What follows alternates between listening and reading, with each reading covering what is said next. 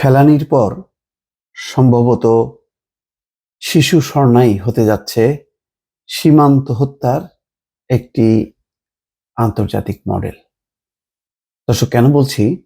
একটা বর্ণনা পড়ে খুবই আহত হলাম, এবং এই বর্ণনা যদি সারা বিশ্ব জানে তারা নিশ্চয়ই কেঁপে উঠবে, তাদের অন্তর কেঁপে উঠবে। বিএসএফ কে শিশু স্বর্ণা বলেছিল, আমাদের মেরো না, আইনের আশ্রয় নিয়ে নাও।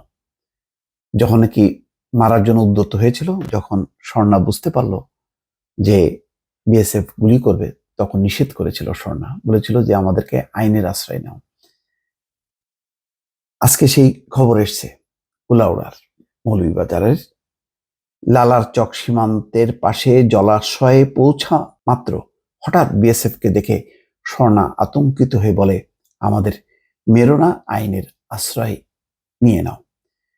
বাংলায় বলা কথাগুলোর প্রতি উত্তরের বাংলায় এই কথাগুলি বলেছিল স্বর্ণা, কিন্তু তার প্রতি উত্তর দিল বিএসএফ নির্মম ভাবে, সরাসরি গুলি করলো এবং বুকের পাঁজর ঝাঁঝরা হয়ে গেল। বিএসএফ এর বন্দুক তাক করানো দেখে স্বর্ণা ঘুরে যায়। পেছন দিকের গুলিটা বুকের ডান পাশ দিয়ে ওপাশ দিয়ে বেরিয়ে যায়। তখনই স্বর্ণা বলেছিল, মা, হাতটা ছেড়ে দাও, আমি আর বাঁচব না। মাকে নিয়ে স্বর্ণা যেতে চেয়েছিল ত্রিপুরায়, যেখানে তার স্বজন বসবাস করে। এমন একটি খবর এসেছিল রাতের বেলা। তারা এই পথ দিয়ে আসা যাওয়া করতে অভ্যস্ত।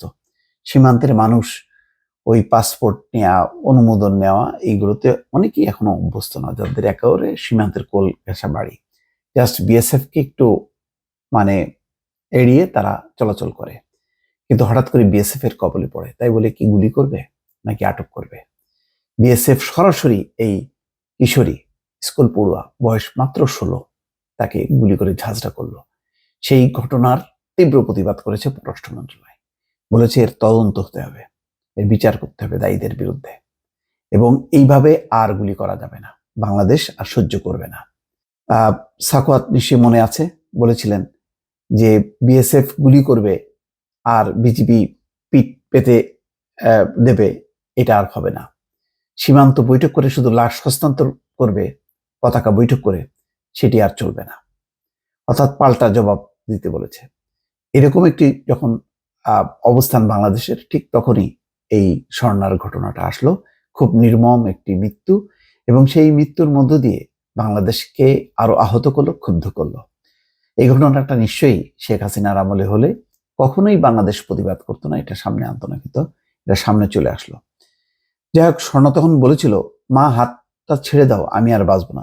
ইতিমধ্যে তাকে গুলি করা হয়ে গেছে। স্বর্ণার ভাই পিন্টু দাস কান্না জড়িত কণ্ঠে মানব জমিনকে এই কথা জানায়। মায়ের জ্ঞান ফেরার পর তার কাছ থেকে এই হৃদয় বিদারক ঘটনার বর্ণনা শুনেছে পিন্টু। জুড়ি উপজেলার কালনিগড় গ্রাম এখন শোকে স্তব্ধ। শান্ত এই জনপদ শোকে কাতর। এই গ্রামেরই কিশোরী স্বর্ণা দাস চলে গেছে পরপারে। সীমান্ত পাড়ি দিতে গিয়ে বিএসএফ এর বুলেটের আঘাতে প্রাণ গেছে স্বর্ণার। ভারতীয় সীমান্তরক্ষী বাহিনীর বিএসএফ এর নির্মমতার বলি স্বর্ণার পরিবারের থামছে না কান্না। বাবা পরেন্দ্র দাস ও মা সঞ্জিতা রানী দাস বারবার জ্ঞান হারাচ্ছেন। 3 ভাই ও 2 বোনের মধ্যে স্বর্ণা ছিল ছোট, পড়ালেখায় ছিল মেধাবী, পুরো স্কুল মাতিয়ে রাখত। সহপাঠীরা অকালে স্বর্ণাকে হারানোর শোকে মুহ্যমান। নীরদ বিহারী উচ্চ বিদ্যালয়ের 8ম শ্রেণীর ছাত্রী স্বর্ণা মায়ের সঙ্গে গত 1 সেপ্টেম্বর রোববার রাতে কুলাউড়ার শরীফপুর ইউনিয়নের চালার চক সীমান্ত দিয়ে ভারতে যেতে চেয়েছিল। ত্রিপুরা রাজ্যের শনিচড়া গ্রামে তার মামার বাড়ি। স্বর্ণার এক ভাই মামা কার্তিক দাসের পরিবারের সঙ্গে দীর্ঘদিন থেকে বাইরে আছে। ভাইকে দেখা ও মামার বাড়ি বেড়ানোই অধরাই হয়ে গেল স্বর্ণার। স্বর্ণা দাসের বাবা পরেন্দ্র দাস বলেন, রোববার সকালে মা ও মেয়ে ভারতের উদ্দেশ্যে রওনা হয়। সোমবার সকালে স্বর্ণার মামার বাড়িতে যোগাযোগ করে জানতে পারি তারা যায়নি। পরে অনেক খোঁজাখুঁজির পর এক সেনা কর্মকর্তার সহযোগিতায় শমশেরনগর থেকে স্বর্ণার মাকে উদ্ধার করি।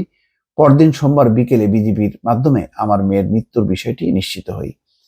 স্বর্ণার মা সঞ্জিতা রানী দাস বলেন, সীমান্ত এলাকায় আমিও আমার মেয়ে দালালদের খপ্পরে পড়ে যাই। তারা চট্টগ্রামের আরো একটি পরিবারের সঙ্গে আমাদেরকেও ভারতে ঠেলে দেওয়ার চেষ্টা করে। সীমান্তের কাছে গেলেই হঠাৎ গুলির আওয়াজ শুনে মাটিতে লুটিয়ে পড়ি। নির্দয় বিএসএফ এর গুলিতে আমার মেয়ের শরীর ঝাঁঝরা হয়ে গেছে। এই কথা বলতেই সংজ্ঞা হারিয়ে ফেলেন সঞ্জিতা রানী দাস। দর্শক, এই হচ্ছে ঘটনা। তো বিএসএফ এর একটাই মানে বাংলাদেশের প্রতি তাদের উত্তর হচ্ছে গুলি করা, সরাসরি আটক করা নীতিতে তারা বিশ্বাস করে না।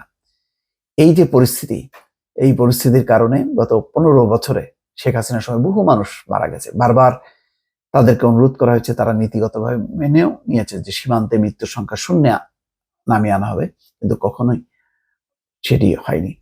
দেখেন, এখানে এরা চোরাত কারবারির কোনো দল না, এরা কোনো সন্ত্রাসী বাহিনী না, এরা অস্ত্র নিয়ে যে অস্ত্র চোরাচালান করে সেটাও না, একেবারে নিরীহ মানুষ। তারপরেও তাদের গুলি চালাতে কোনো কসুর করেনি। কি বলবেন নরেন্দ্র মোদী? এই যে স্বর্ণা দাস মারা গেল, এটা কি সংখ্যালঘু অত্যাচার না? কে করলো? ভারতের বিএসএফ বাহিনী।